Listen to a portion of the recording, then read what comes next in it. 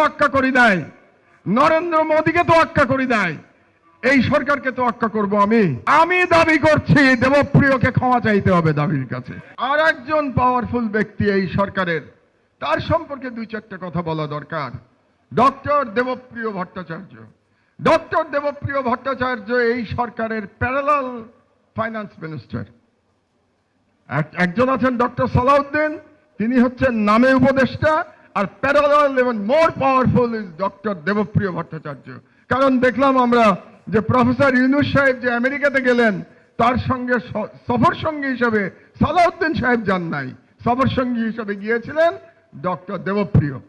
এই ডক্টর দেবপ্রিয় এত পাওয়ারফুল, আপনাদেরকে 11 সরকারের সময় মনে করিয়ে দেই, এই ডক্টর দেবপ্রিয়র জন্য বাংলাদেশের আইন পরিবর্তন করা হয়েছিল তাকে সরকারি পদ দেওয়ার জন্য। আপনারা